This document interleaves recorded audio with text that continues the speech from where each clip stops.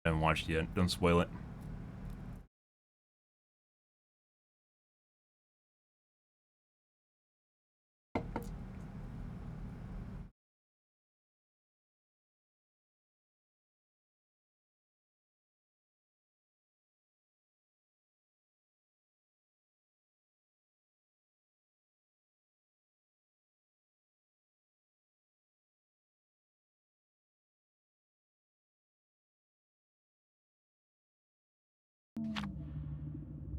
I think I need a name generator that generates common names. Like, if you get a random name generator that just generates random things, assumingly if they're searching based on usernames in Q, right? If they're doing a search for usernames in Q, you want something that's common, like Goku420 or something like that.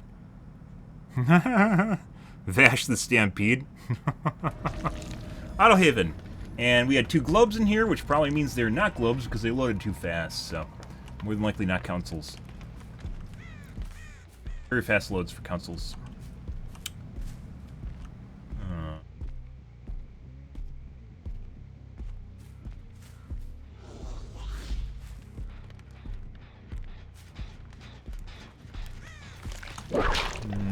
Faster than normal dodging. I think I heard a guy on my left. Okay. No, it's the burn barrel. I heard a sound on my left earmuff, and that was not correct.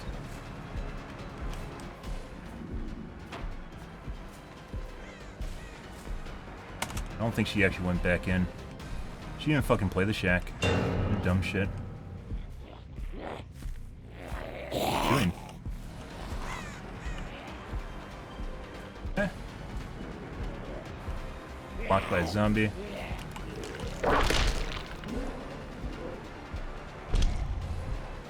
There's a guy back here.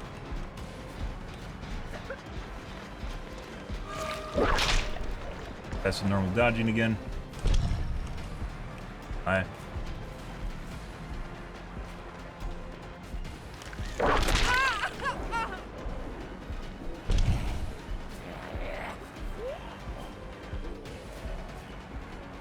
Oh. Doesn't actually play loops. Yeah. Doesn't actually play loops because I don't think she's actually good. But another player that seems like she's running too fast and always knows which direction I'm looking and can counter-rotate. Can counter-rotate constantly. I'm gonna go over here, there's a guy on my right. Did I take another hit? Nope.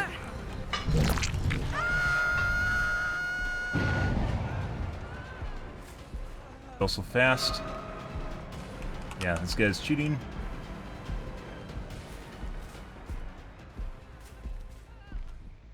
Once again, you can't mind game people that have a wall hack.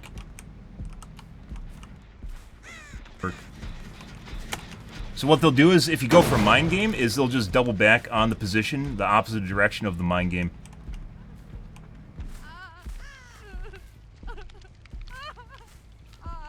Left. We're gonna reset this guy.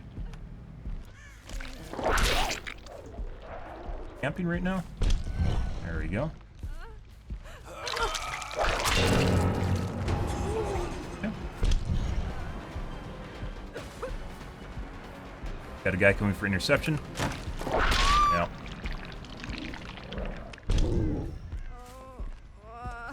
Buddy. Squee, squee!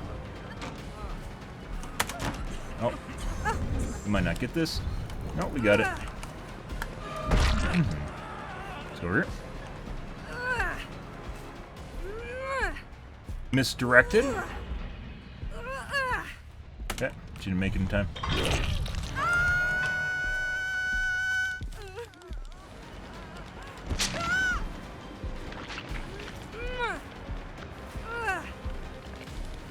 Bernard. Know where Jonah is right now. There he is.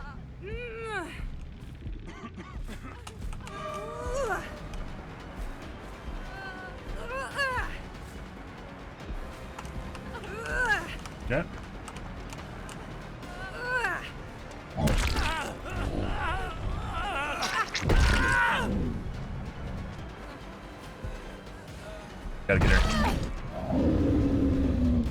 Bye.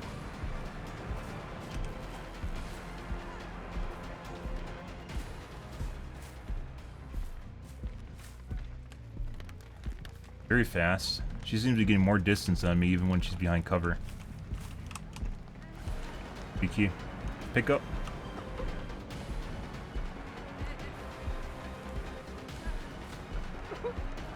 Drop. She should have dropped just now. Nope.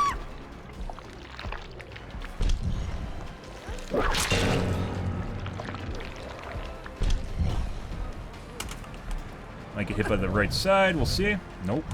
He fucked the cooch. Okay.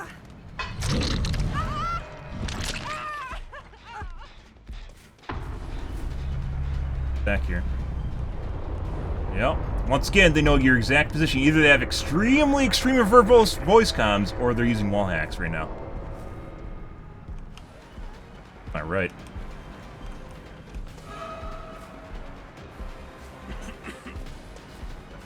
Drop.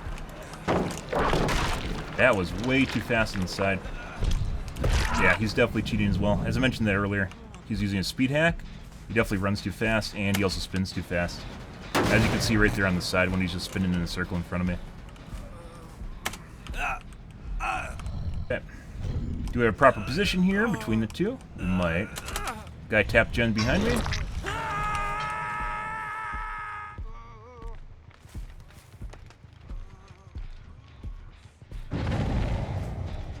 Oh, we know where they all are. Good.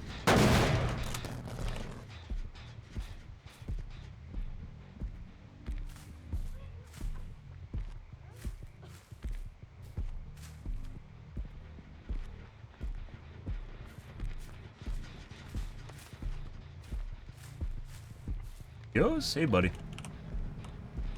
And the guy's getting harassed on Jen right now. So right now we're using the voice comms against them, where they're telling each other to come rescue because I'm chasing them, and it's costing them more time.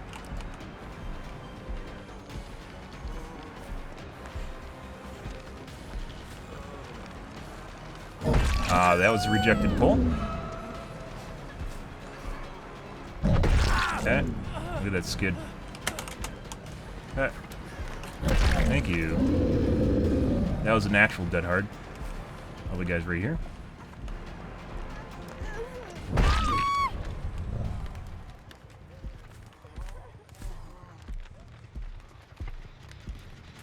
Tap this and double back. We're gonna reset our zombie too. Jonah might have Unbreakable. Well, my guess is it's on the Nia.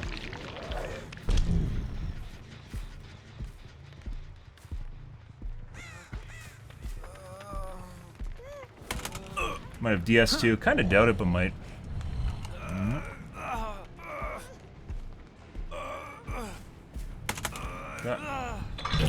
The reason we went back to this instead of chasing down the Nia is potential reset from Unbreakables, so.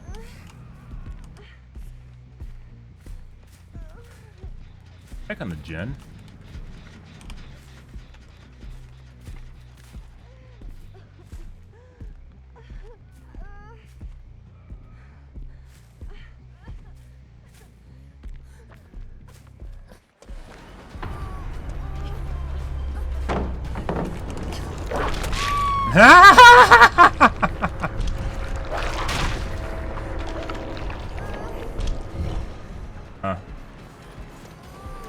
She should actually have taken the hit from the zombie just now. Good. And that's the end of that, guys. She doesn't have Unbreakable. Okay. Good. You were a little tentacle. Oh yeah, Feng loves the tentacle. Pretty sure Jonah was cheating. Hentai?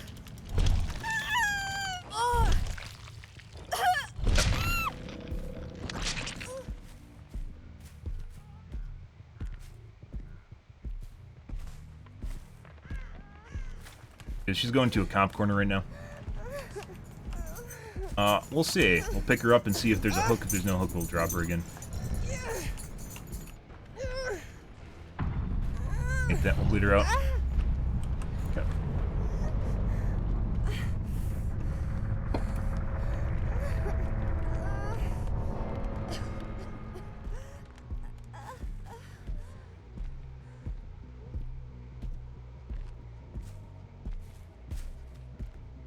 Somehow the survivors always know exactly where the right spot is to find a dead corner when they do that shit. I think we might add enough time to reach this, but I don't think so.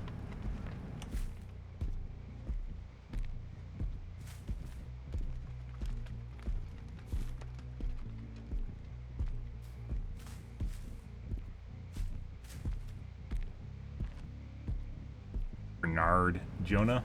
Why do they call him Bernard?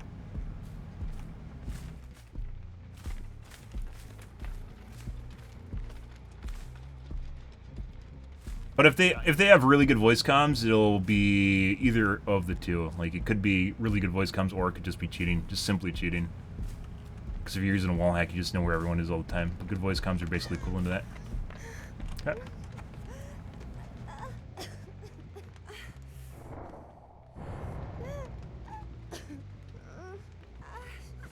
But at least it wasn't focused. That last lobby we played against was 100% cheat squad that was gunning for me. They might not know that I stream, but they probably know that I am a camping Nemi. So, feels like I get hits put out on me.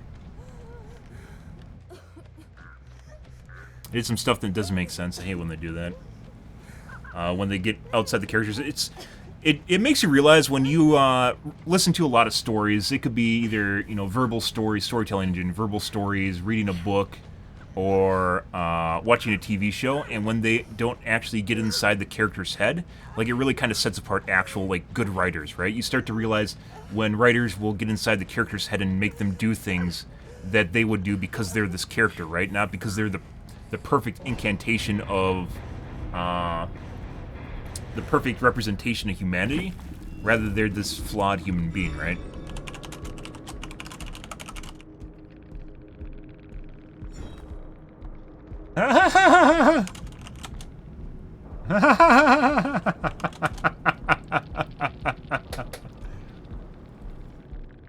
You're so ugly. Yep. I always tunnel and camp. Having one is that having shit? Huh. Good stuff. Right? Yep. 4K bad. Wow. So we had like an ultra cheat lobby. We had another cheat lobby. Yep. And we have some really, really salty survivors now. Why wouldn't I do what helps me win? I don't fault you guys for attempting to block and work out coordinated plays.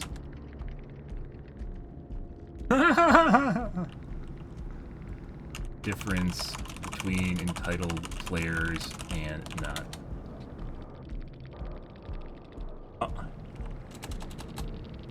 Definitely weren't going to help each other and make flashlight plays. Distraction plays.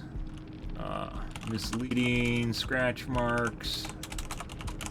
Body blocking. Coordinated saves. We definitely didn't play the same game. You guys see people try to make attempted flashlight saves? Because I fucking did. Never do. I played against a 4-man cheat lobby prior to this that tried to convince me they weren't on comms because they weren't on each other's friends lists.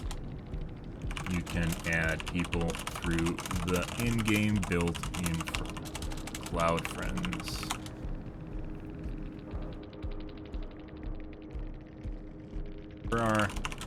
Not sure why you would all be playing together and not in comms if you're friends, but you know.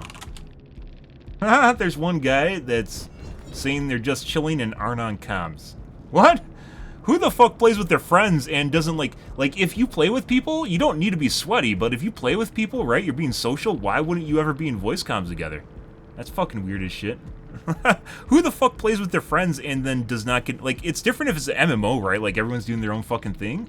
But if you're playing, like, a game like this, which is highly structured, why wouldn't you be in voice comms?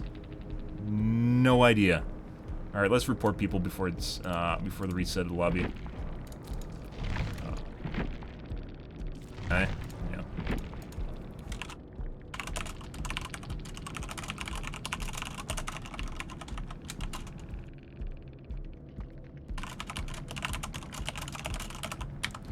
Okay. And our Zarina was it Zarina or Nia, the original one we tunneled out? She bled out, so it wasn't her.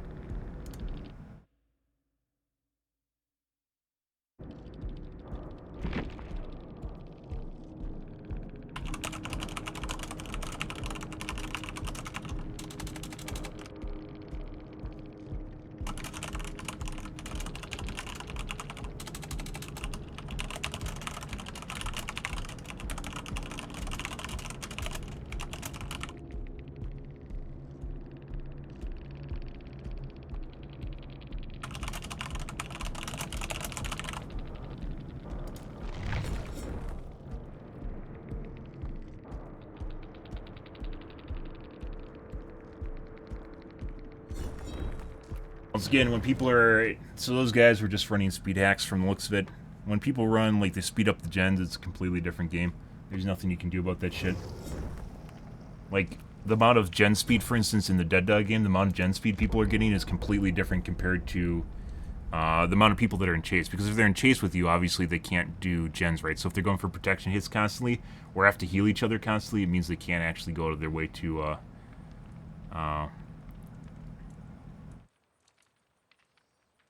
do gens. They can't do gens when they're in chase with you or escorting. So it's really weird when survivors are finishing gens perfectly normal while you're in chase with like 3 people because they're channeling or changing people out, not channeling, changing people out.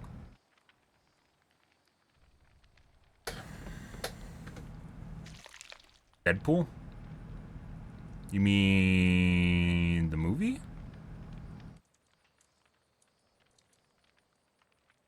Deadpool's alright.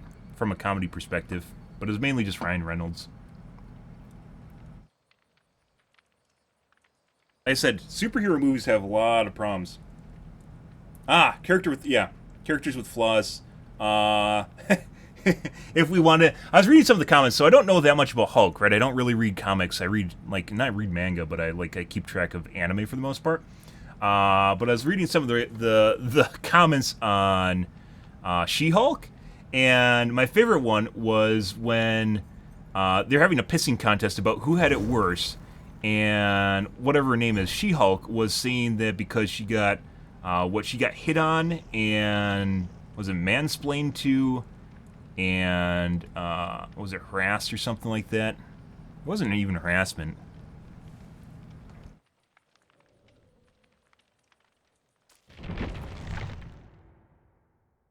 Two things that she got stereotyped, I think, and catcalled. That's what it was, catcalled.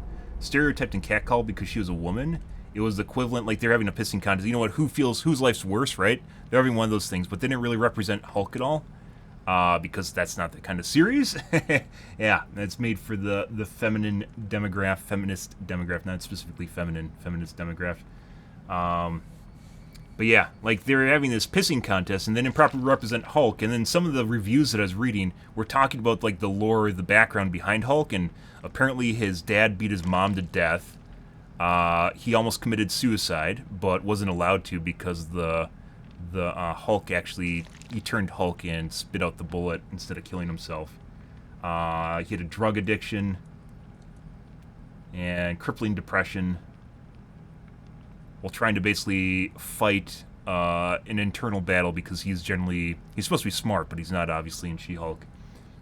He's supposed to be a very smart scientist. And like, he lost 2 lovers too. He had two of his lovers died. like not even remotely close. And yeah, like, apparently they also retconned how the Hulk gave superpowers to She-Hulk, which was... they got in a car accident and he gave a transfusion to her so she wouldn't die. But in the TV series, like kind of like a little, just kind of little nuances here. In the TV series, they made it where somehow their blood just intermingled with each other in the car accident. So he never actually saved her because guys can't save women now. He never actually saved her, and as such, like, it makes her a stronger character. But basically, they spend the entire series tearing down Hulk to make She-Hulk look better.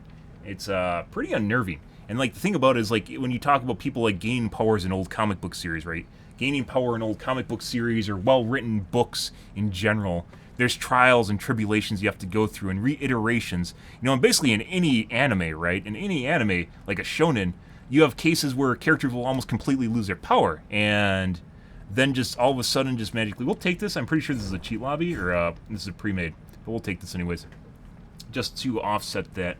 But we'll see if I'm wrong about this. But in like anime, like you'll have characters that build up, right? There's power curves too. MCU or comic books in general have this really big problem with power levels, where one character is notably stronger. Boys gets it relatively good. I was disappointed with the last season in terms of how they represent power levels of characters, specifically Maeve. Didn't fucking make sense. But like in anime, for instance, you have different levels where characters are notably stronger than other characters, right? There's almost no question. And when there's rules and mechanics, we've talked about this before with animes or TV shows in general, there's rules and mechanics with the world that they're in. When they apply them to the characters, right, it actually means something if they break the rules, right? It's something outside the ordinary. It just doesn't make sense, right? But in comic book movies and TV shows, they just break. Yeah, they're like literally just like action figures going, burr, burr, burr, burr, burr, burr, burr. Oh my God, you're so strong, burr, burr, burr. You know, like no one takes battle damage, no one's severely hurt. They're all just kind of like whatever, you know. They don't really fight with each other. They're just like literally like action figures just hitting heads together and just doesn't do anything. It doesn't fucking make sense. Like, there's no one that just, for the most part, they don't get completely stomped out unless there's like a reasoning for it, right? Like to showcase the difference of powers or how the characters compare to each other equally. Like in The Boys, for instance, they did a relatively good representation of power levels because Maeve, for instance, was always scared of Homelander because she doesn't compare to Homelander. Yet in last season, she went head-to-head with Homelander. I got a fucking eyelash in my eyeball. She went head-to-head with Homelander and was just fine. And that did not fucking make sense compared to what everything else they've written out in the story earlier. Alright, let's go pop her cup door. Got an eyelash in my eyeball right now.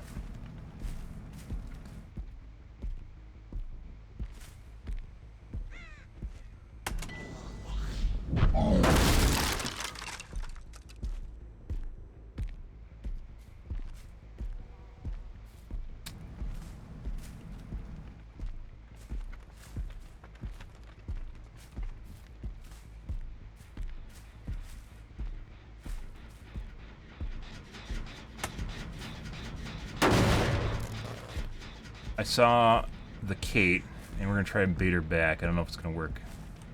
No, she ran.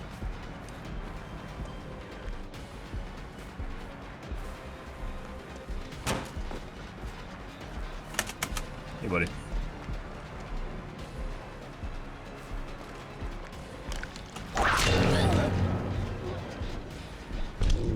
Since Kate ran, that's going to go to 0. That zombie's broken. That really sucks. Took care of the cuck door already. That's gone. Beautiful. Fucked up. I love when they do the spins on you to try to get you to miss them because it almost never works. This pallet's gone for some reason. That's really weird. It almost never fucking works. But in doing so... Oh. This is a pre-made. Okay. We have a backstage hook? We do. They just started sabbling behind us. We're going to look like we're going to the hook in front of us, and they're going to radio into the right here. Hooked up. Beautiful. So all of them have Sabo. We're lucky we had a third hook here, by the way. Oh, yes. Oh, yeah. Oh, yeah. She stopped? Don't do that.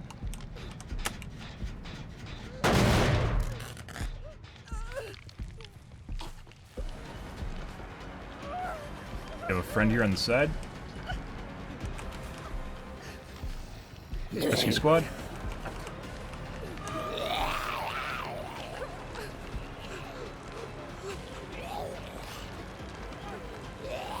Beautiful. I had to time that right, otherwise they're going to body block me here.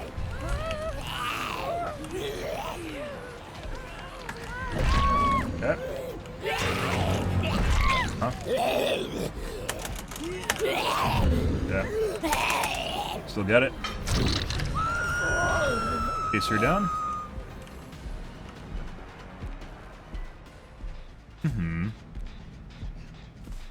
By the way, I like the little ball hairstyle that they have on chicks. That needs to be done more often. They don't. Unrelated. Okay. I think there's a pallet here. There's a pallet here. Push her outside. I dropped it just now. Yeah. Everyone's cleaning up the mess right now, by the way. I don't know if I want to go for a stretch hook, particularly because they are going to try and stop it. Luckily, she's not struggling, which means we're just going to keep going for it. Hey, you should totally do that. Uh-huh. Hey, guys. They know she's not struggling right now. We're just going to keep doing this right now because they're actually going to try and save her. Hey, buddy.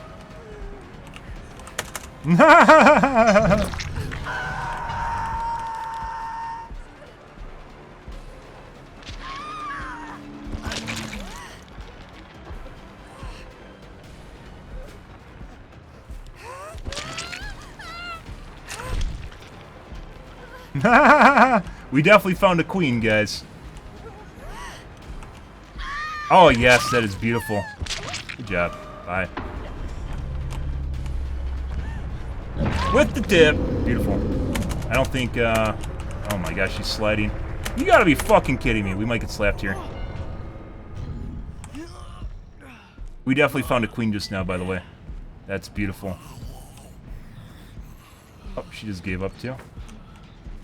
Hey, buddy.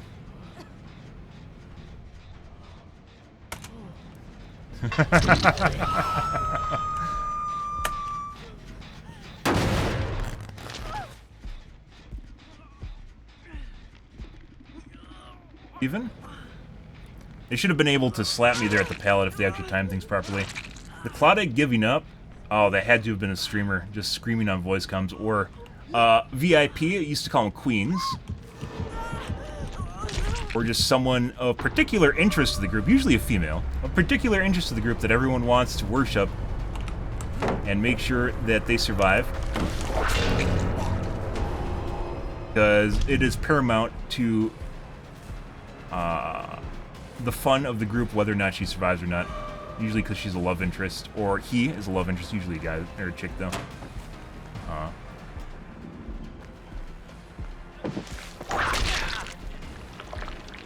Could just run around the building, but he might double back. That'll save us time. Yep. Come. Very fast.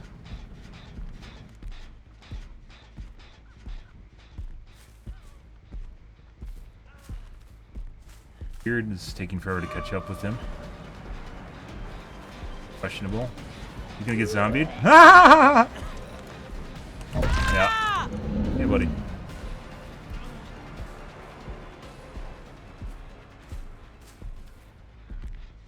A locker?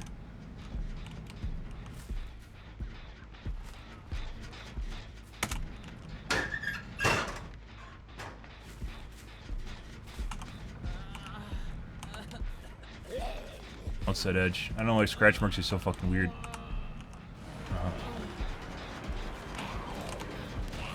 We're zoning right now.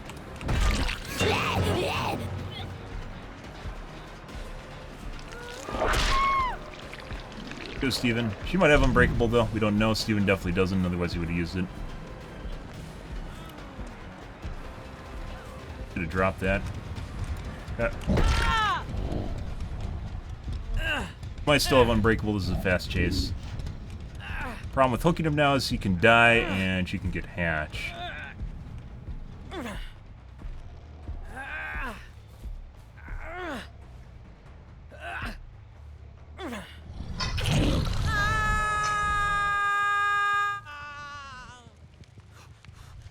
Wait for 4% deliverance. And there she is.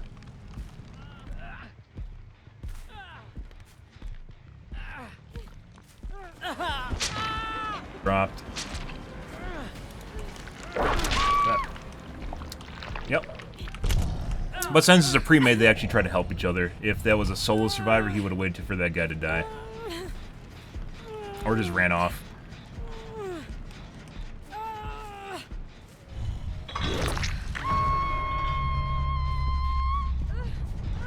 Payoff, even though it is possible she's got a 4% right now. Nope. Yeah. They tried!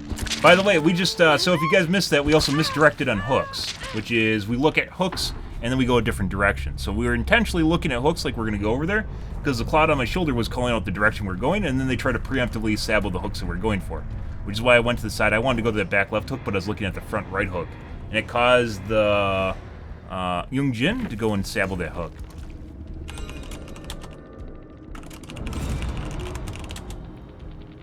Let's see. Ah, Steve DS. Good.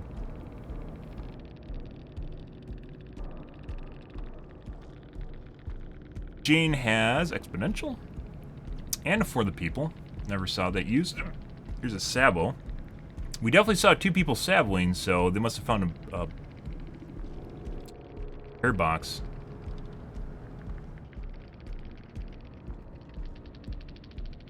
Not a Youngjin Jane. It's the other big booty. And this guy gave up preemptively. VIP person of interest, guys. Let's highlight this. Gotta love VIP matches, guys. It's so good when you find the VIP. The queen, because they all will fall on the spear to try and save her. This is what happened in this match. I have no idea how Steve got 15,000 points, but I guess. Heals. Point total is really weird.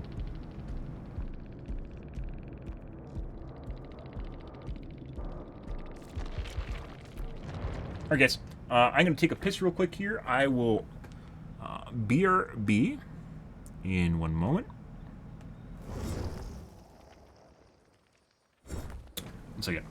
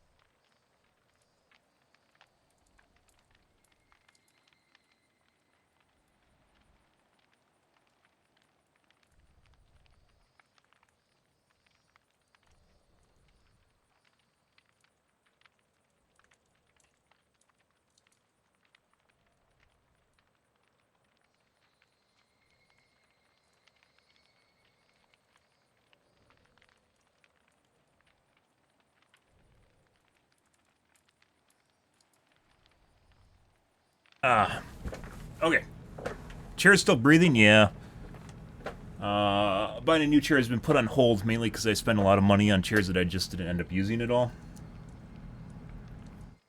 Because I had to return them, and right now I'm at the process where I have to order a custom chair, and that means I can't return it. And I don't really want to pull the trigger on it, and basically just, not contention, but,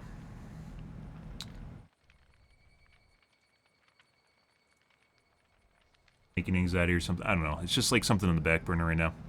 I haven't worked up the courage to purchase another chair that I may or may not actually enjoy. I had to dig an eyelash out of my eye, and my brother's visiting because my grandma's birthday. So I talked to him for a little bit. Even the 24/7 ones, you'd expect them to be good. And there's some problems with the 24/7 chairs. The first one that I got, the base was all right. It was a combination mesh and padded chair, which actually works out really well. The problem was the back was hard as shit. It was a 24/7 chair, so it was designed to last a really long time, but the back padding was super fucking hard. Obviously designed to sit for someone to sit on that shit forever, and it was so hard. It was uncomfortable. It was just straight up uncomfortable. So the base was fine, but the back was absolutely uncomfortable as fuck. The second chair I bought was it wasn't a Herman Miller. It was ERA. It was a captain's chair.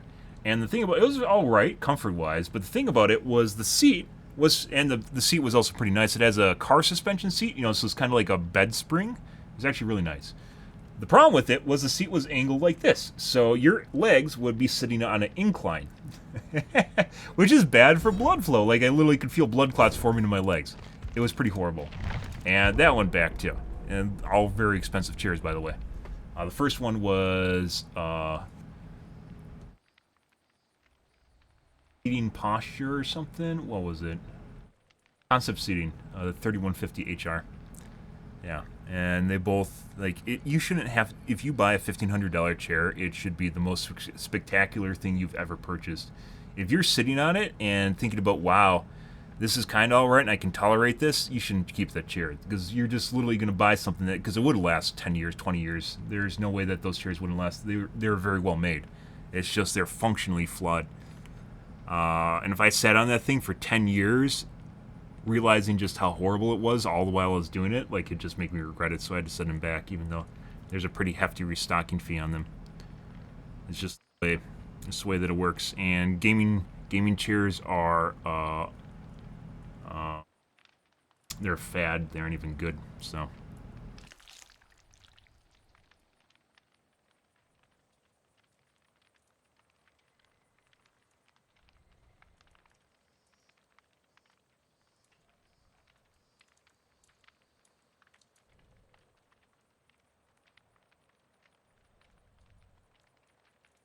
I don't know, it's up to you. I generally do not let people go.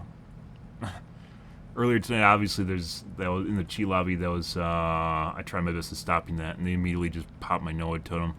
Once again, cheat lobby. By the way, in that cheat lobby, they popped my NOAD totem, but never touched the gate handle. So they couldn't even make the excuse, oh, we went and did the gate, because they immediately went over, blew up my NOAD totem, which was in that little shack, never touched the gate handle over there. So it was never primed at all. Yeah, which if they went to go do the gate handle, obviously they should have done the gate handle and it would have made sense. But they literally went over there just for the NOAD totem and popped it immediately.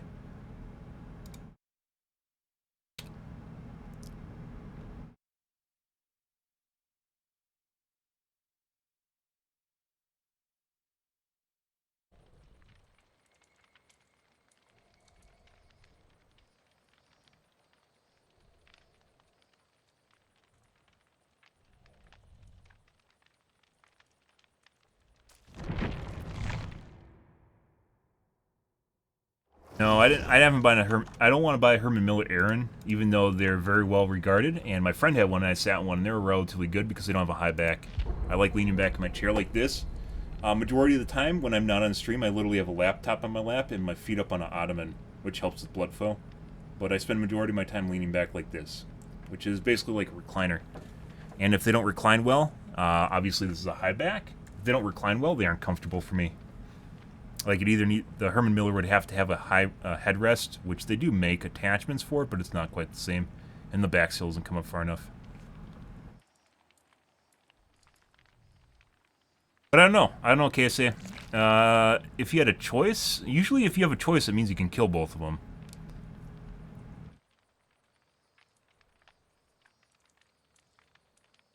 Like, depending on what happens in the end game. I'm pretty sure those guys were stream sniping earlier. The cheat lobby, I'm very certain was stream sniping. Because that guy, I went over there to push out, and I told chat that I was going to push him out.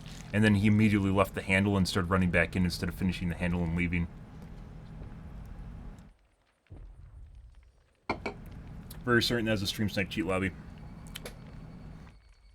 Yeah, I don't know. I'm not usually in a position where I have to either or two survivors. And usually when I'm either oring, it's generally not because I'm giving it to someone, but rather because I know no options left to me if someone gets out. So if it's an either or scenario, that probably means that something else is going on. Potentially could recover from. Dug my, I don't know if I mentioned that in chair talk, I dug my eyelash out of my eyeball, is just sitting on it. But yeah, these chairs I was looking at, now the two chairs I'm looking at currently is, one's a concept seating, not concept seating, a natural posture, which is the custom order one, and there's a lot of options. There's not just one. There's a lot of options for that shit.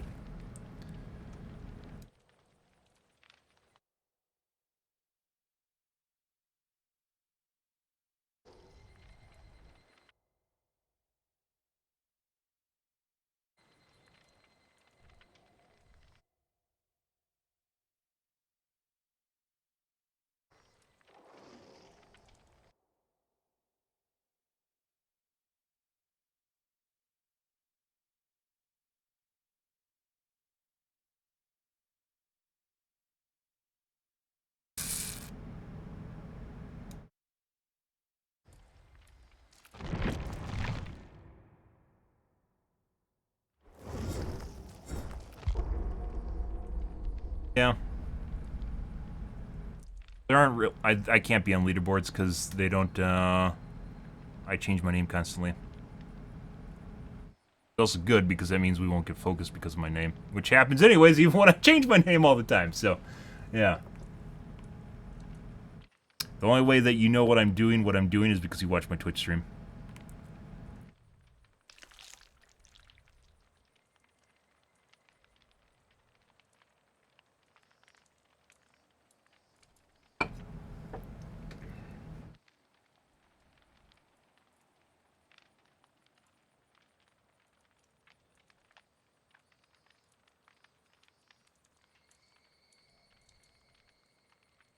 We had a guy that somehow, he mentioned he found my Twitch stream through Steam.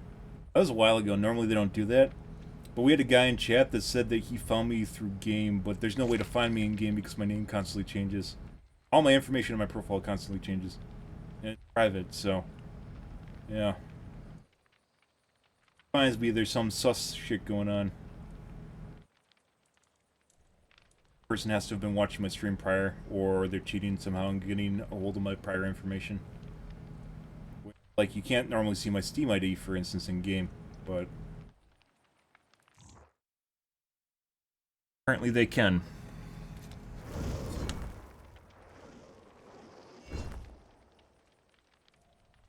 I just noticed I don't have a challenge.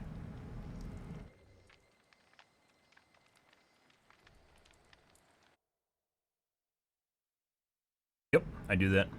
You are correct. That was something I didn't know you had to do for a while, by the way. And then I found it. I was like, holy shit! I told Chad about that, but I didn't notice that for probably the first month or 2 months I was rotating usernames.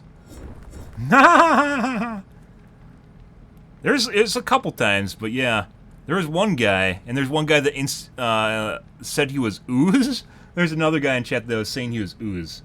Who barely watches my stream now, but used to watch my stream quite a bit. I think it's because my time zone changed. I actually forfeited a decent number of my regulars because I used to stream during Euro hours, and now I don't. Because I want to have a relatively normal daytime, so. No.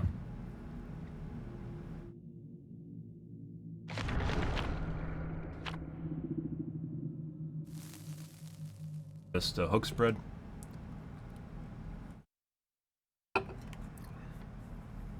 Yeah. There are ways. So even though there are other ways to find me in game, one of the things I do to change, I change my usernames relatively regularly, because I think that's one way people figure out who I am, but not necessarily like a way. It seems like I have to get into a cheat lobby, which then someone in the cheat lobby will flag me, and then other cheaters will find me. But it's not always related purely to my username. Like the cheat lobby earlier tends to be relatively regular or rare, but we will relatively regularly run into subtle cheaters, but unrelated to me personally. Once again, is the way I want it. I don't fucking want to keep running into that shit like that game earlier. That's not the normal game.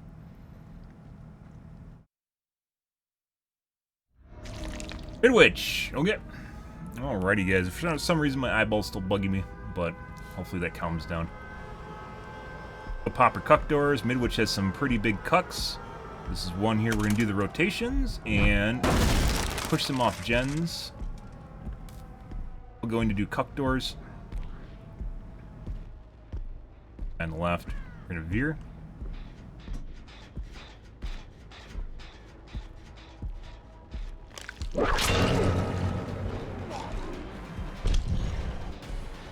We acted like we're chasing the, yes, we're acting like we chased the Claudette on purpose, because that guy was sitting in there. If they're on voice comms, they radioed bad communication to each other. That's what we want. Oh, that's beautiful. You want to do it again? No. Okay. One for the repellent. Okay. Hey guys. How's it going? You have a hook for me here? You do. Okay. We're gonna go and do stuff that I won't have time to do. There's a guy behind me. Gen on the side actually has more time on it. There's a guy behind me with a flashlight. What? We can't actually go for that one. We gotta go over here. I fucking hate Midwich hooks now.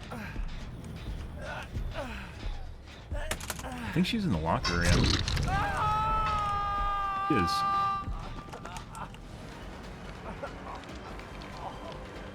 You can't do anything now, so we can just wait for someone else to show up.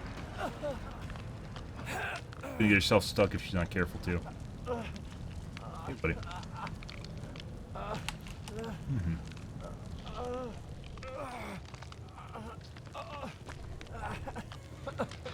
I mean, you can.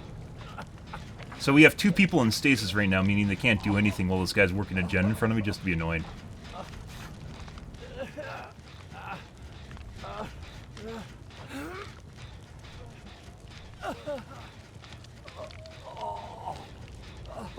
So right now these guys are fucking with me, but in actuality they're having two people that aren't doing anything.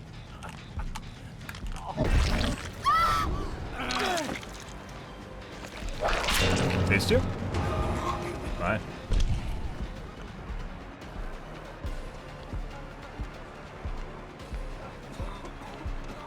Somehow the Meg got over here. That's fucking weird. The Meg was at the hook, right? How the fuck did she get all the way over in the classroom? Yes? No. This is even better because this gen over here has even more progress down the hall. This is where I was originally trying to get to, but we couldn't because of the guy with the flashlight.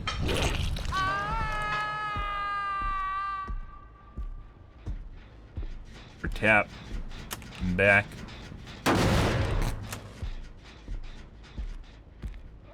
Hook? Nope. And fuckery. I need to make a tech, by the way, for the backup tech. The backup tech is because you can't see when people are approaching the hook behind you, but you can hear where people are pretty easily if they're running. Good job, Quentin. So the whole reason I do this is because I can keep an eye on the hook while at the same time hearing where the guys are behind me and apply pressure to them because I can just spin and attack them.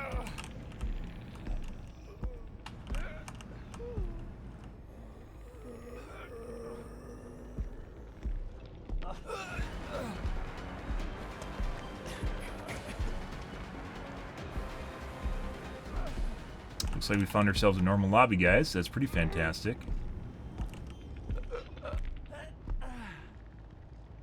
Quentin's dead. They're probably screaming, "Get on gens! Get on gens! Get on gens! We wasted too much time!" Here's Claude. Close, Claude. Hide back here again.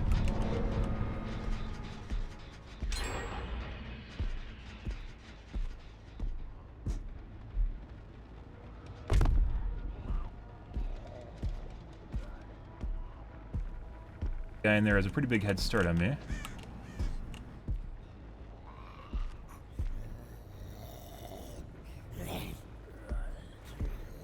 Fucking weird.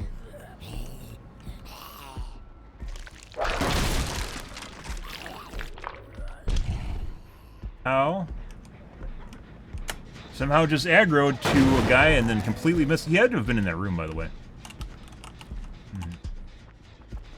Outside? Oh, he should have dropped. He fucked up. Would have got stunned there. No window. Drop. Yeah, push outside. You can't make that now. Went for a whip.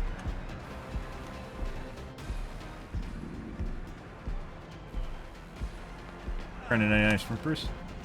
Oh, I just dropped on accident. Got me with that one, guys. Hey, buddy.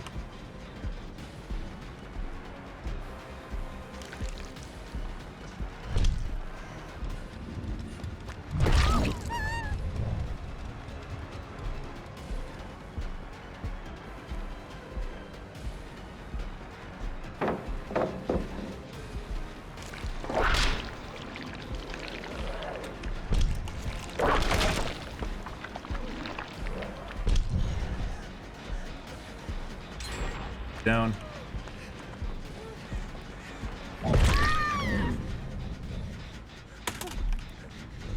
That Quentin was a pretty big fuck up upstairs. And they're probably gigging about it when voice comms. This is another really good mini kitty, guys. Good. Gonna pretend we're doing the door here when we are not going to do the door. This is a fast save. Let me up the back way. Yep.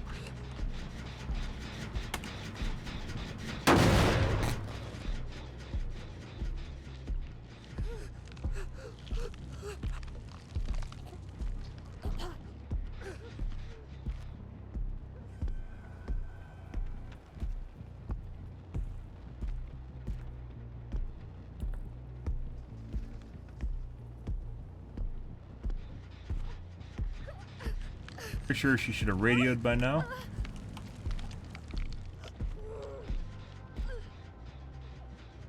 Wait for phase 2. I guess they're gonna pound gens right now.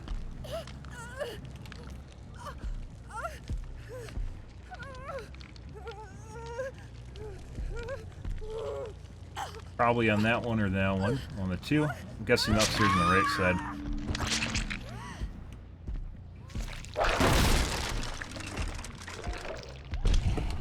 There we go.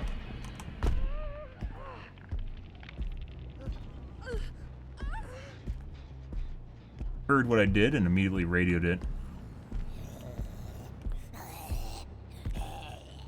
Back. Second most dungeon is literally right in front of us. Guy's coming right now. We're just gonna wait for her to die now. So the moment I left the hook and went upstairs, she told them, and then that guy started running down the hallway over for a save. So definitely a voice comm squad.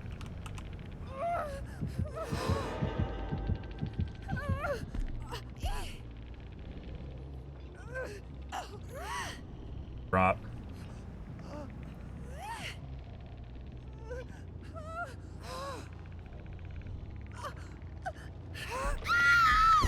Dead. Let's go check her gens.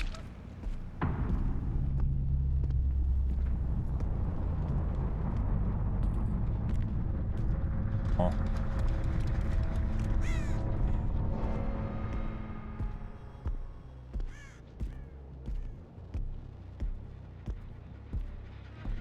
Guys.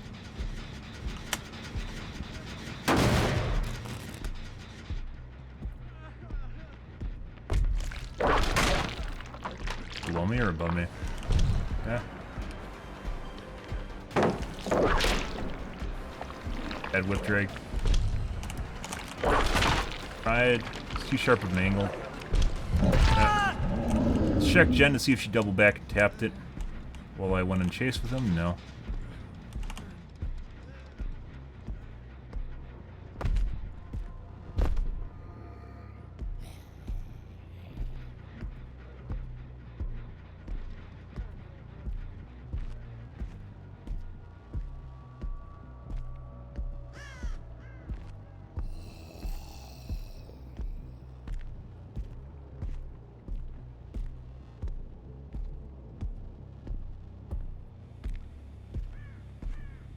Might be hiding for hatch, we'll see. Which probably means she's still around the area. Oh, pickup.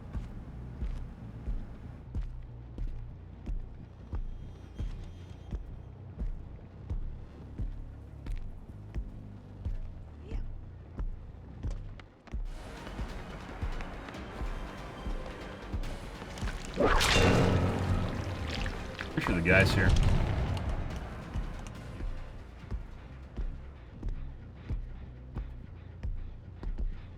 Drop? He did drop. Yeah. Pretty sure she tapped the gen too.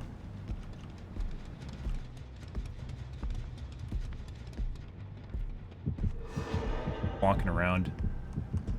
Erratic scratch marks. Pretty sure he went to the left. Let's check gen.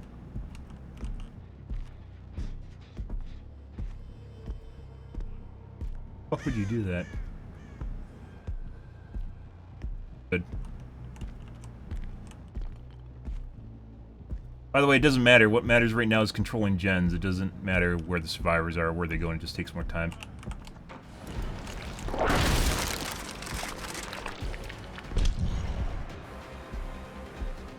Erratic scratch marks? Okay.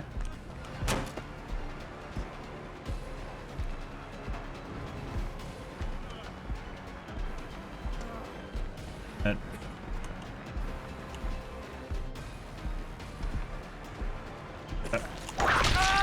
enough of that shit.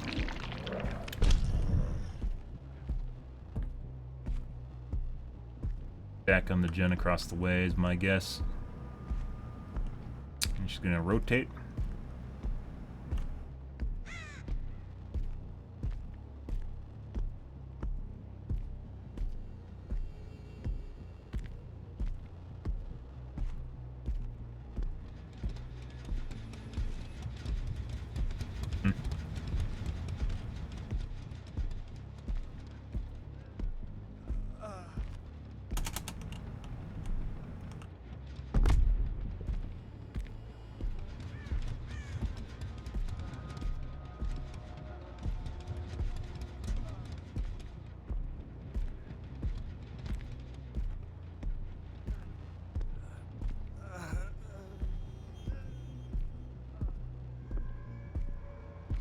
Lots of lockers on this map.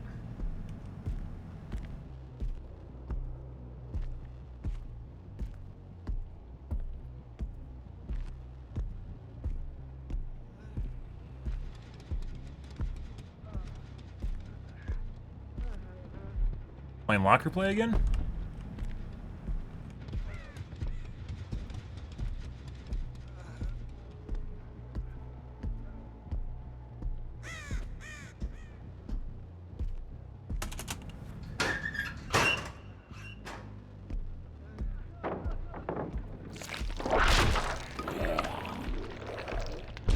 Idea where the chick is.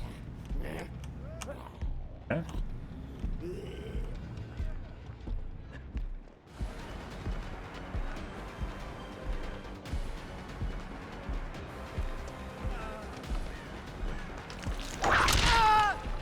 I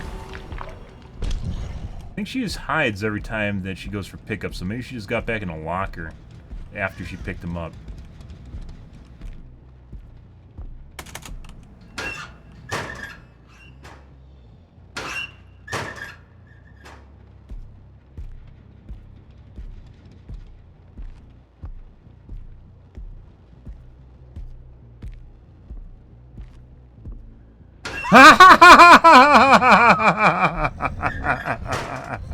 Stars! Nice. Now 4% is deliverance. He has fucking Unbreakable. He was waiting. He's below me, by the way.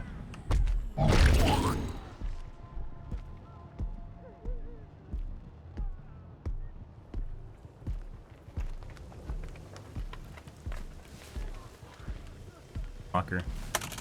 Okay, that was not the play. Now she's trying to 4%. Luckily he's not struggling because we don't have any hooks in front of us easily. Because Midwich. They totally planned that, by the way. Why the fuck was he not... Did he not use his Unbreakable earlier when he actually had a chance to use it and, like, save? Stand in front of the pallet room. Hey, Zamchan, how about you sit there?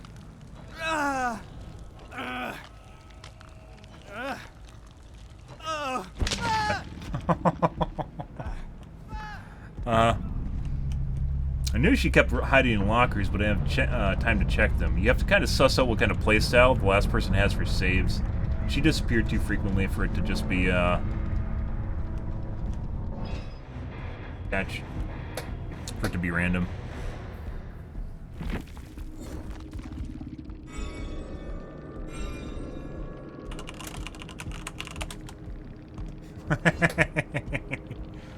Huh.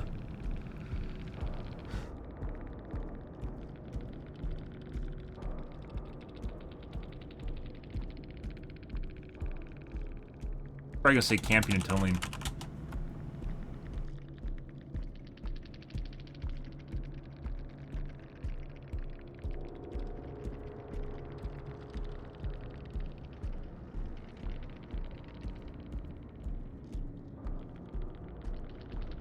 That's the point. What's the point?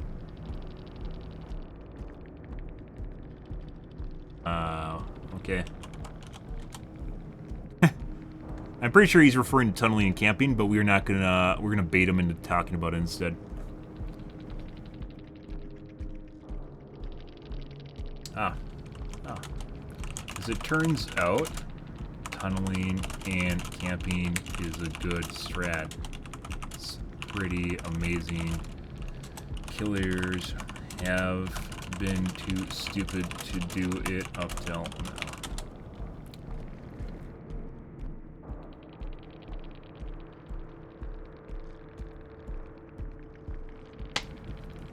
Yeah. Imagine, guys, getting one of the survivors out of the game immediately is huge. Yeah, imagine that. That's pretty funny earlier on in the game, though, with the fucking hook.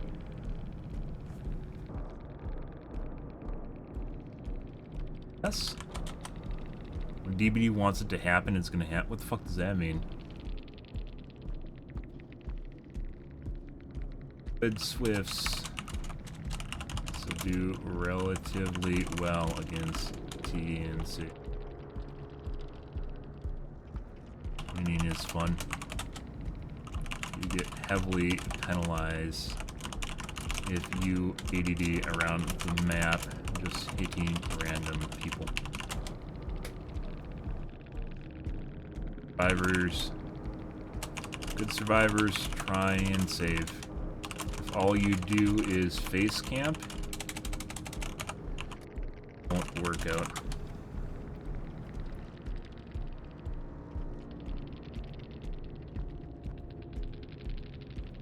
Face tent.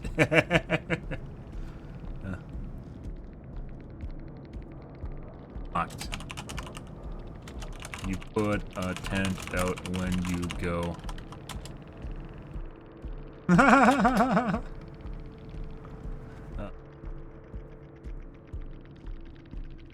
Have to proxy and decide when you push. Bait survivors into unhooking, depending on how aggressive they are. They're just going to leave them. Use strategic hooks around assets of high value, such as gens.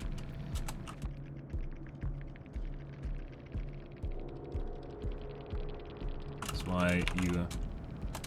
why you have to proxy. You can't just face.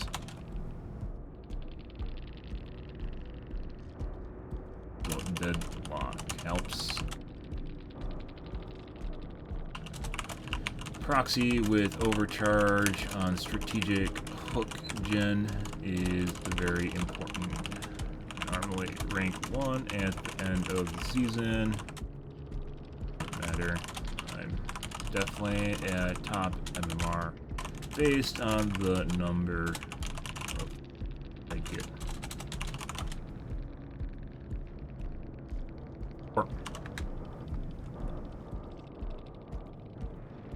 Hans was playing Kotal Tel what years ago.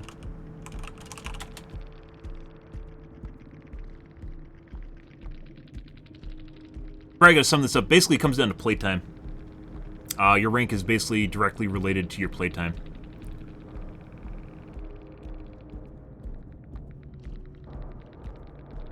They don't play for points or pips. No.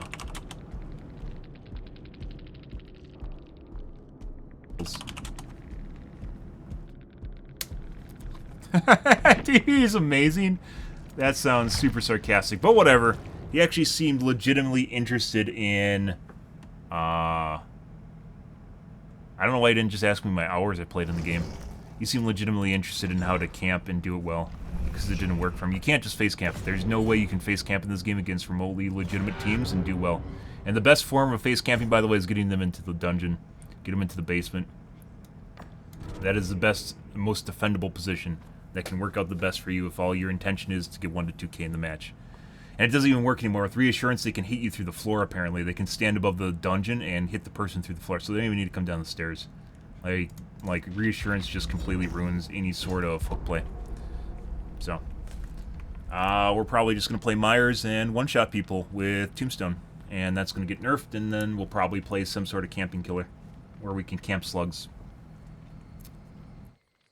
That's the way BHVR wants to nerf killers, because at low MMR, like camping and tunneling, you're gonna get killers that don't know what they're doing, just like that guy right there, where he tried it and he couldn't figure out how to play it, because you can't just play the hook. You can't just face camp the hook, because they'll just do gens and leave. Deadlock definitely helps, but we play a lot of strategic gens, where we apply pressure to gens that are being used, in addition to hook pressure at the same time. And that's one of the reasons I don't do Kill Dungeon anymore, because this allows us to it's less safe, but it allows us to more consistently 4K than we were in basement play. Yeah, reassurance.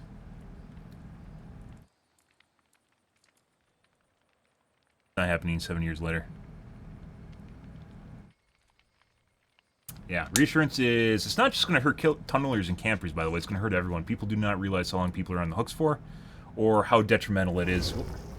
How detrimental it is to them when they can't kill someone on the hook. This is a fuckboy squad.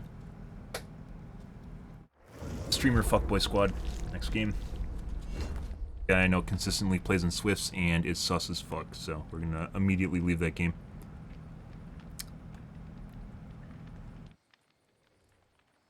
Not playing that.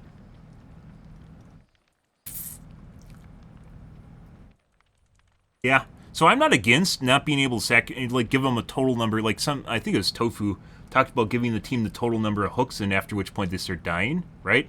So if one person gets all the hook states, that's it. And they could do that, but they have to lower the number of hooks. So it'd have to be something like 6, or not even 6. That's a lot. 5 hooks before people start dying.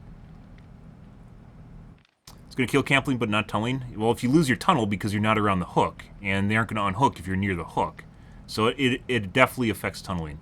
I've heard streamers mention that tunneling is going to become more prominent, but once again, we spent time, was it yesterday's stream or the day before, where we're theory crafting how to deal with reassurance. You need to basically be able to find a survivor. If you're too far away from the hook to bait and unhook, if you can't find your tunnel, you're fucked.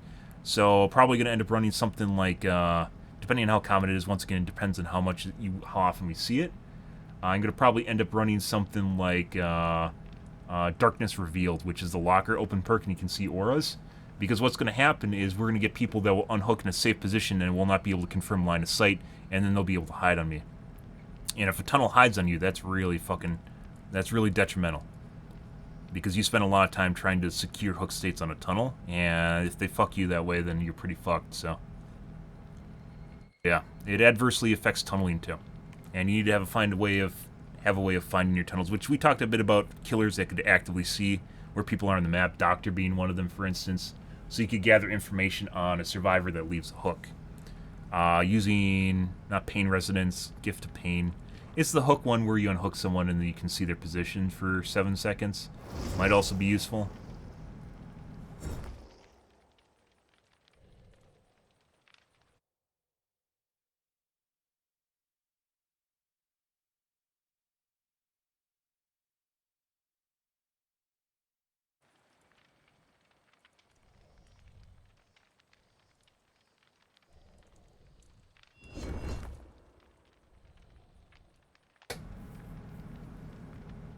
Yeah, so it affects everyone. You might think it's just a camping thing, but it's not. And as I mentioned before, people actually depend, like even lower tier killers depend on people dying. Oftentimes, if you watch a lower tier like a lower tier killer, so like mid MMR or something like that, you'll see people lose health states. They're not lose health states, lose hook states when they're nowhere near the hook. People just don't unhook them. And if you could have a friend that just runs by and just taps and gives them 30 seconds, like a big deal. Like, you don't realize how often you just lose health states. But in that case, it could obviously just unhook, so maybe it won't even matter. At the higher end, for instance, if you have someone that's near death or is a tunnel, they could just start stacking time on the second hook state. Macmillian Estate? Okay. Pretty sure this is pre-made. We'll see.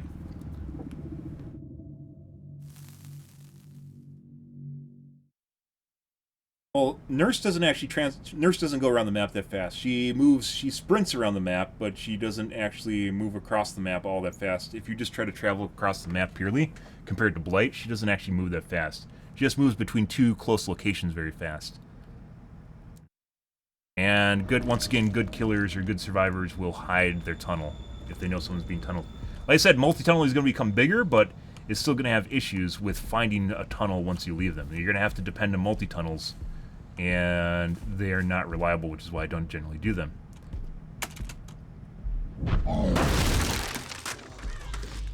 Truck door down.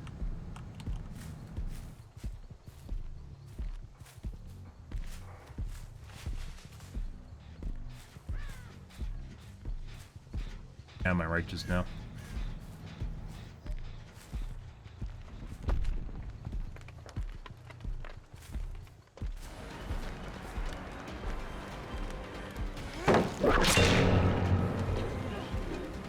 I don't know if she's the one working with the bill in the back or if she was working the gen in front of us, because there might be 3 people here.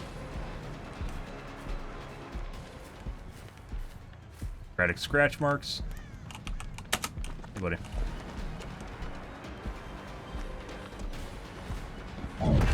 Oh. Yeah. Oh. Got me good, though. That was not where we thought any of those guys were. We can make this even with a punch hit. Actually, Bill's not even here. Bill left. Weird. Okay. Good evening, Delta. How's your day going, dude? Ready for some fantastic tunneling and camping? Second most done gen was actually right in front of us, which is not very far done. Hook.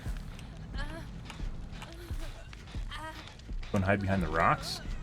I think she might be behind that left one. Pretty sure she's behind us now. Yeah.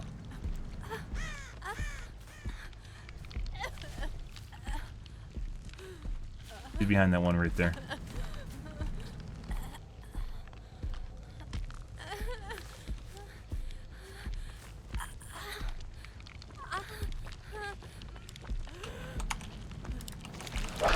Missed you.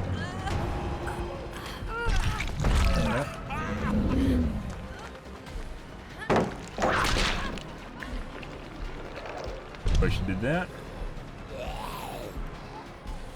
I have an escort. I can hear a guy on my left. She can double back for an escort. Same line of sight. 3 people are escorting, 2 people are escorting.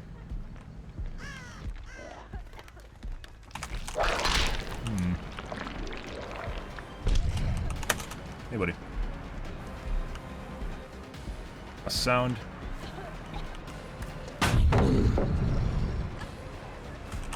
She should have doubled back just now and she didn't. That guy should have body blocked. No window. Felt like it could,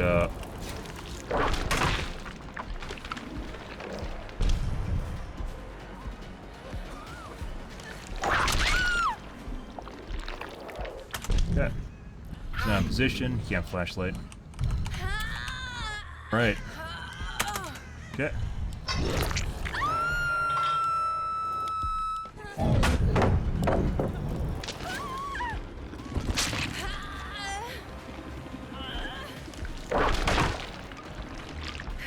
They're getting the zombies.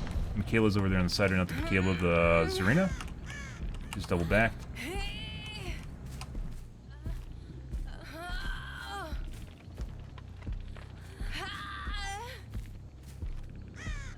Bill? He's waiting for me to leave. The Felix was bait, and I'm pretty sure Zarina was chasing, the zombie was chasing Zarina.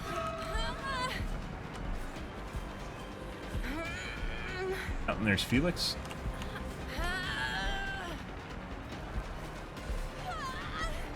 Zarina?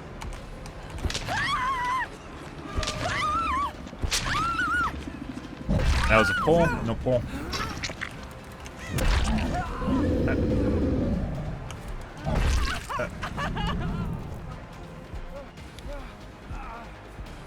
Like to fall on the dagger for your friend Michaela? Bye.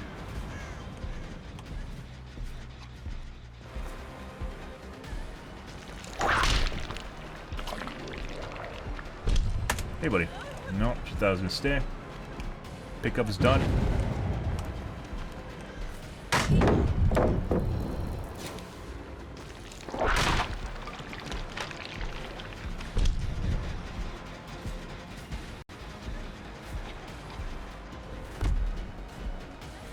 A W key.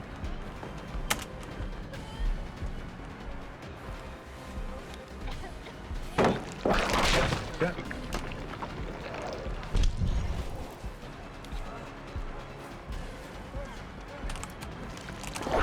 No. Be body blocking right now. He fucked up his body block and then actually fucked me up! That was an unintentional fuck up on the body block. She looks like she's moving faster now. That's hilarious.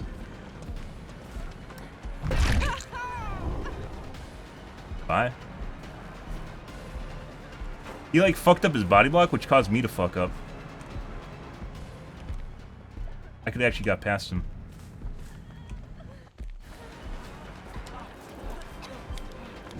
Gonna down him.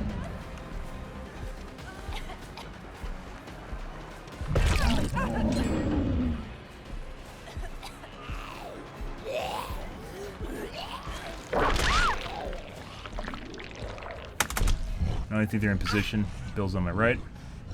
Nope. Once again, this is a relatively legit squad. Look how slow the gens are going while all four of these guys are trying to fuck with me. Yeah.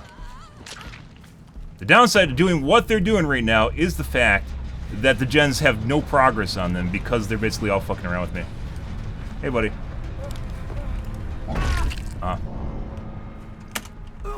Pretty sure we'll still make that regardless. And we have 7 stacks of SCBFL because of it. Buddy. Oh. You can't finish that in time. And we got progression, or regression, excuse me. Now we got basically a full dren worth of regression while we wait for this guy to die. By the way, SDBFL is doing absolute work there. If you guys are curious.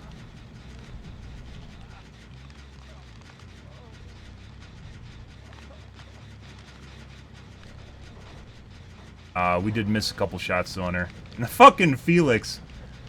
You should tap the gen for me. Now she has to tap it again to stop it from regressing again. Reset. Thank you. What a nice guy. This is the game to get into. I didn't mean to punch him. That was an accidental punch, but kind of fitting for what just happened. I love when the ego stroke and they have to try and tap the gen and get the overcharge, and then they just cost them even more. I love that. You only can with people they like. True story. I really liked the Michaela, and her pawns were trying to fight for her. We're gonna wait for him to die. He missed one of his skill checks too. Or, he missed his 4%.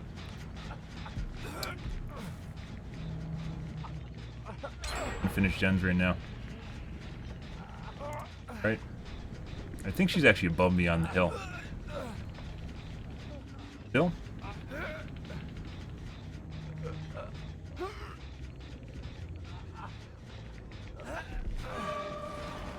Trying to bait. Oh, we wanted to do this, so... Now we're gonna wait for him to die. Instead of punching, by the way, the whole reason we did that, he can't make it in time with Unbreakable. And she's gonna be on the other side here. She was waiting to unhook if I left and chased around. This is why we didn't chase her, by the way. Is she in the crack? Her for some reason. Okay, she might have gotten a lock or two. Like almost done gen right here.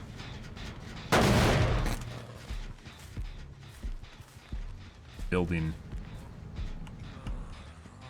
A lot of buildings, you mean... I didn't see any scratch marks running away from here, so she had to stealth. Oh, there she is. Bill probably is Unbreakable, just based on the way he was playing that hook. He didn't have enough time to pop it, though. Thanks, Zombie. One of the reasons I love playing Nemesis. Fucker.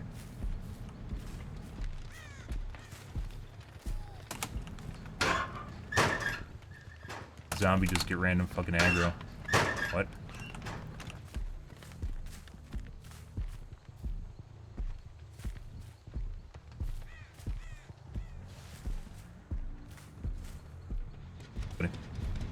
Sprint burst.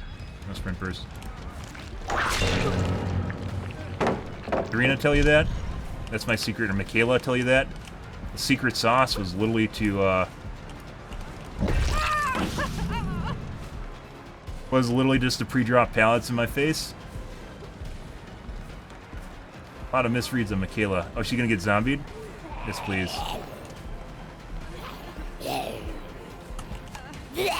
No. No.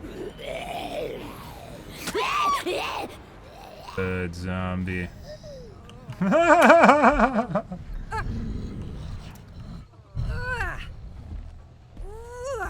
Still fighting. She gave up there, but she's still fighting. I think Bill is Unbreakable and he's waiting. He was positioned right on that hook, though. For an unhook. If you see people maneuver around the corners of the hook, that's usually because they're trying to Unbreakable on you.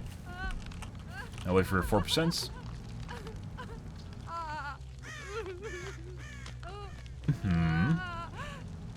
4% deliverance, guys. We know well enough that 4% is now 4% when people are kind of sus. But we don't take chances anymore, because why would we?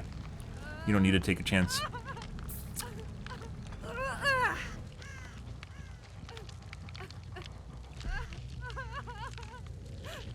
Zarina wants the hentai. Oh, yeah. Everyone loves hentai. Fang especially.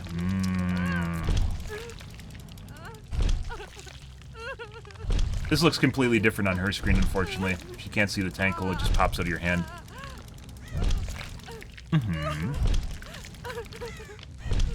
Tunneling and cramping. You're dead to me, Zarina.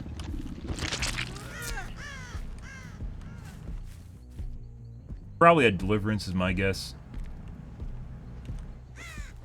Check for Bill, which is RNG, and if we were sweatier, by the way, we would have bled out Bill. But I generally don't do that, unless people are being real assholes.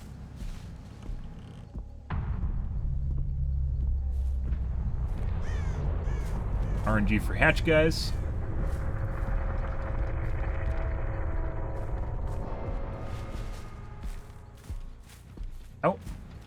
finds hatch. Ray. No.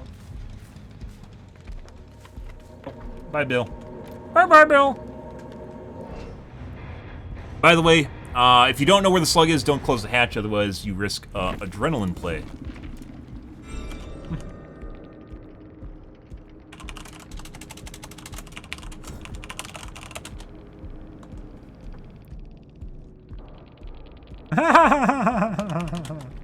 They did actually have a lot of flashlights. Not good for them. That's all they're after is a flashlight. How the fuck did they get 20,000 points? There was actually a lot of flashlights in here. Bill only had 10,000 points. The Michaela, we tunneled out of the game and somehow has 14,000. Actually, she was alive for a long time, though. She had a lot of escorts. This is totally a 4-man. Blindness doesn't matter. Oh. We got some pound symbols, guys. That's always good. Good.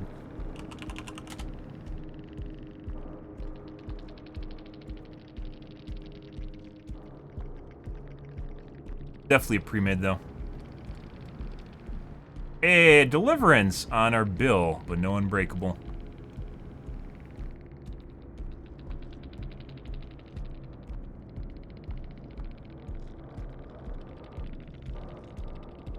I don't know why people take built to last with the flashlight. STBFL guys in this game absolutely fucking did work. We still managed to get our down 2. But if you guys notice, this is a legit game. So if you guys notice, the difference between this and our cheat lobby earlier, we're going to highlight this game too. The difference between this game and our cheat lobby earlier was we had 3 guys, and sometimes, most of the time, 2 guys that were an escort with us for that Michaela, that entire match. And by the time they finally gave up on her, they still had 4 gens to do, but she was on her 2nd hook, and basically about to die.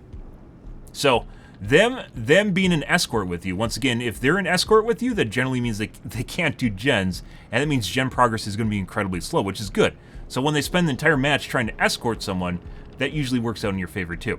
Earlier we had a cheat lobby, and we had a bunch of people coming in for protection hits and shit like that, and healing each other up, and it did not impact their gen time in any way, shape, or form. That's why I commented that it felt like the gens were going about 30% faster than normal. And particularly in the cheat lobby we were in earlier, because it very much felt like that. We had like 2 people constantly swinging in and out of chases with us, and they still managed to finish the gens as if like 3 or even 4 people were on the gens at the same time, and that was not what was happening. So completely different. This is definitely a pre-made, but not cheating. just very sweaty and attempting to make plays with us. Make plays. Good. Alrighty.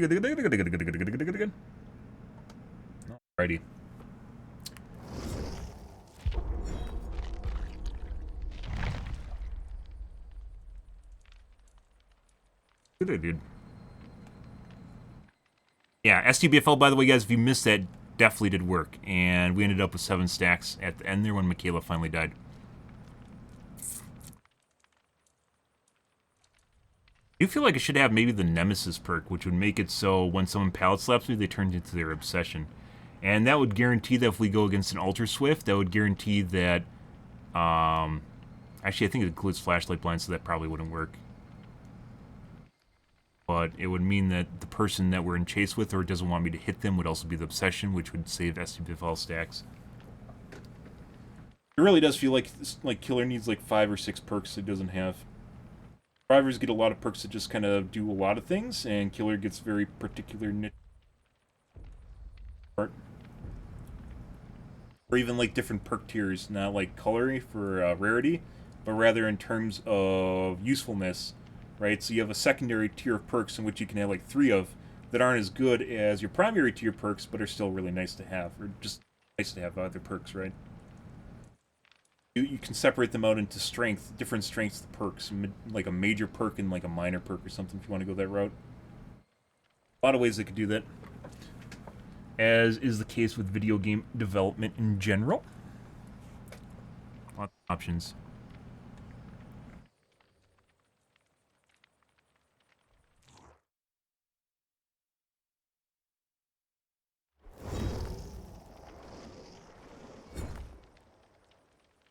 And we have a Russian name. I should be nowhere near Russia right now.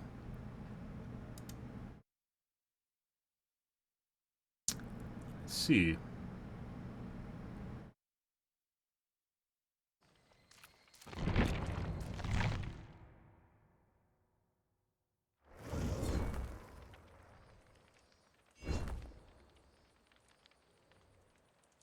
Actually, we might just make some highlights here.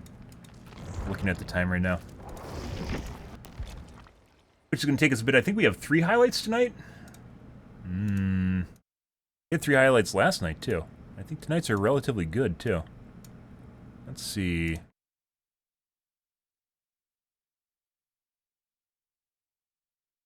right, guys.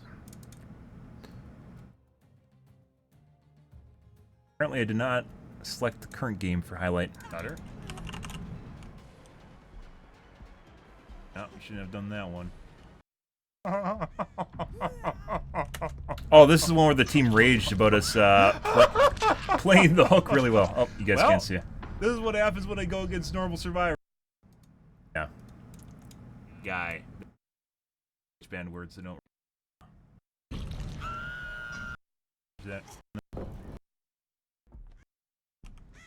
I'm gonna watch it. I just want to see. I want to see whether or not maybe. Okay, I'm off for first game, guys.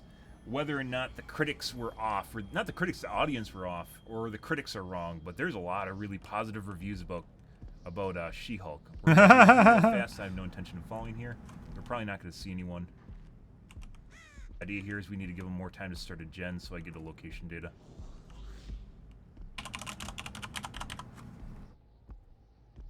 Yeah, these guys are a little bit out of their MMR. There's something going in the background that sounds like a gen, but it's not a gen. Too much. Wow, she fucked the pooch on that one. Oh, what are you guys doing? Uh-huh. Wow. Wow.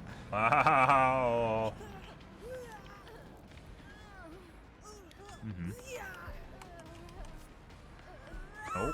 Wow. Keep going, guys. You're doing good. You're doing great. Yep, you don't have that. And the guy teleports into oblivion. Okay. Oh, she's just running. There's probably an unbreakable there, but we're just going to go for this because she's phase 2. So eliminating air is going to be very good regardless. Vault. Yep. She's this up already.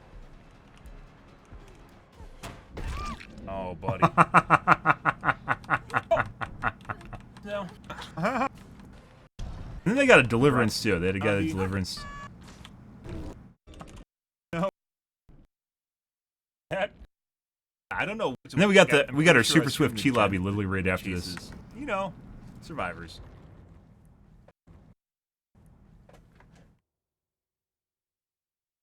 Halo alerts. They add all sorts of weird ambient sounds to the chases.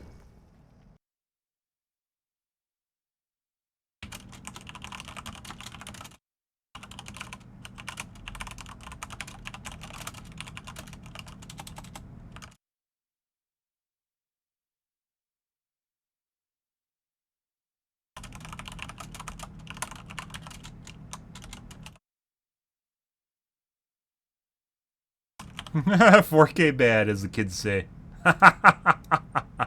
Oh, that was good. Not gonna lie. One of the things I really like about this game is how easy, like these highlights are basically self-contained, where I can just make a game, and it's a nice little 20-minute video. Oh, marker. Because the one where they all tried to save, kind of, there's and Claude represent almost characters. They're like, they don't, because she doesn't not fucking make. Yet in last season, she went head-to-head with Homelander. I got a fucking eyelash in my eyeball. She went head-to-head with Homelander and was just fine. And that did not fucking make sense compared to what everything else they've written out in the story earlier. Alright, let's go pop. This is another VIP escort game, just like our last one we played. They really wanted Michaela to save and survive in the last game.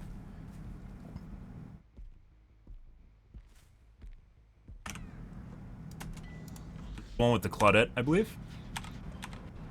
I really beautiful. Fucked up. Yeah, and then the Claude wasted 4% too. We gave her the head nod, and then she stopped forward presenting. Body blocking here.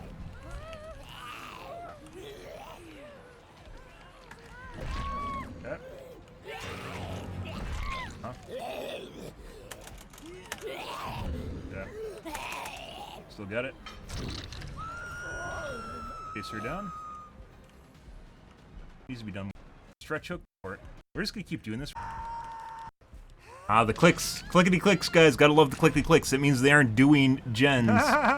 We definitely found a queen, guys. BS techs. He used to call them queens.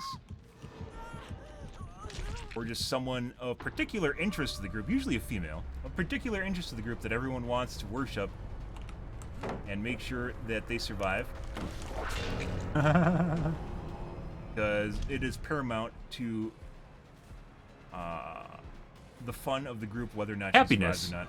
Usually because she's a love interest, or he is a love interest, usually a guy or a chick, though. You guys never seen queen bees before? He'd just run around the building, but he might double back. That'll save us time. Yep. Come. Very fast.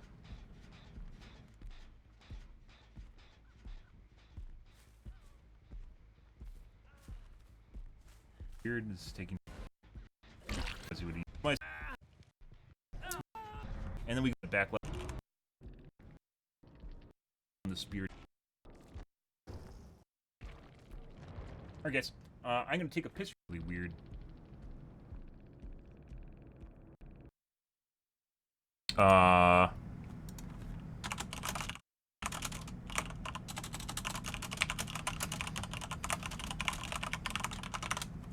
What wouldn't a hive do for its collective love interest?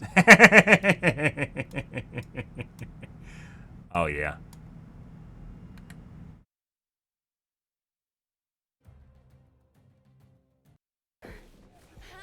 And last game we're in.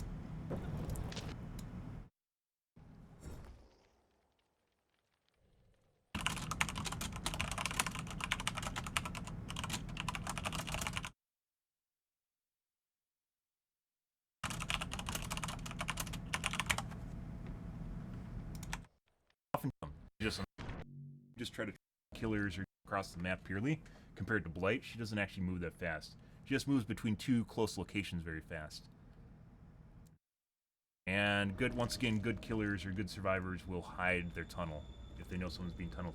Like I said, multi-tunnel is going to become bigger, but it's still going to have issues with finding a tunnel once you leave them. You're going to have to depend on multi-tunnels, and they are not reliable, which is why I don't generally do them.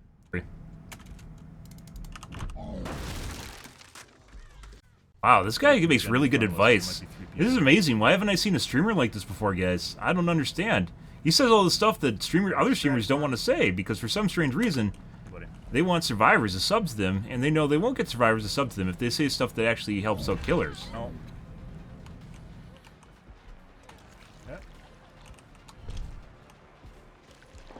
Oh. Got me good, though. I'm leaning. Who is this guy? Who is this guy? And this is second down that took fucking forever.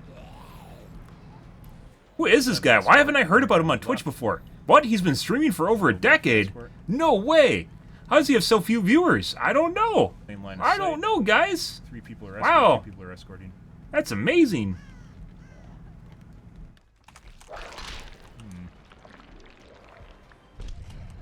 You can tell, like, when people are shit-talking you, and then my aim's, like, I start getting, like, not tilted, but I lose my accuracy. She should have doubled back just now, and she didn't. Like, when you play against bad enough players, too, like, they start doing weird shit. Like, we had the Leon earlier that didn't actually go in for a save, and as such, it made me miss my whip. Like, it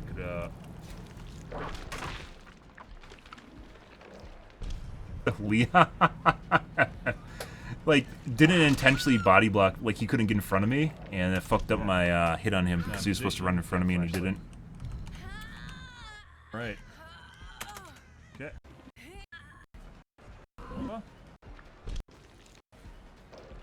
Blocking right now. He fucked up his body block. Watch this. You can hear Leon, he's about to sneak in front of me and stop me, but I actually ended up in front of him. Be body blocking right now. Yeah, he fucked up his body block. He fucked up his body block. Me up. You could see his head walk in front of me, and then either that was up on the body block. She looks like she's moving faster now. Either that was leg or something weird. That's hilarious. I think the Michaela might have toggled here at the end where she starts moving fast, and then she goes into long window loops. As I mentioned earlier, guys, if people are using subtle speed hacks and they can't loop you, they'll generally always go for long window loops. But she didn't really play the long window loop. Gonna down him. Already right there.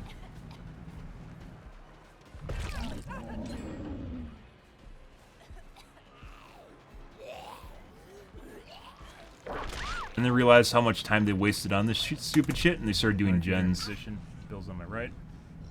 Oh.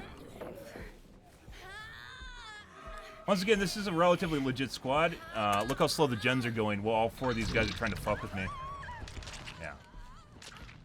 True story. Wake up. You should. Thank you. We want. He can't make it in time with Unbreakable. Playing that hooky. Sprint burst. No sprint burst. Karina tell you that? That's my secret. Or Michaela tell you that? The secret sauce was literally to, was literally just to pre-drop pallets in my face. A lot of misreads on Michaela. Oh, she gonna get zombied? Yes, please.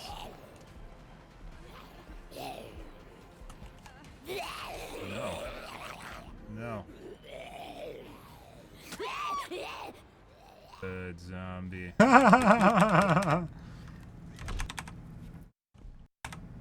Play the game. By the time they finally gave up on, once I went about 30 shots. Good after game commentary too.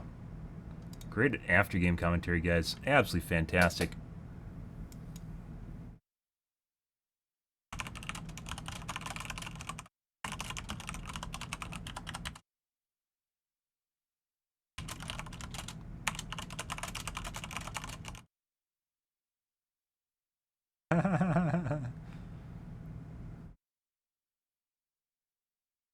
Amazing. Done. Done and done. Alrighty, guys.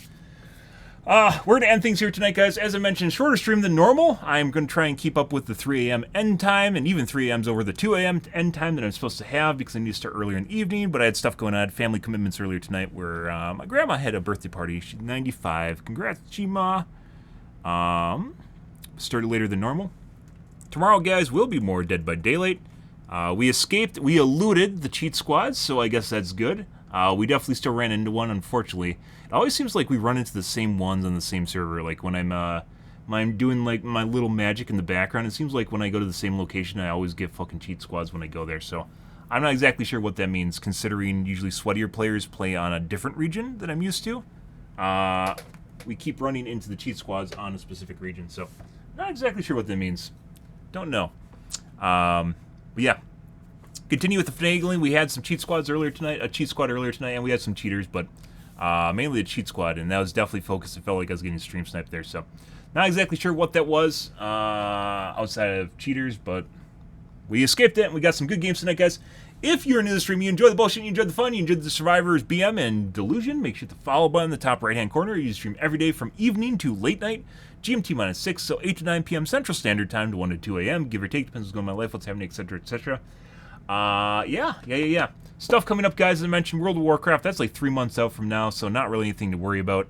World of Warcraft expansion, which we'll play for a couple weeks. Otherwise, I think we have pretty smooth sailing unless a single-player game comes out that looks interesting.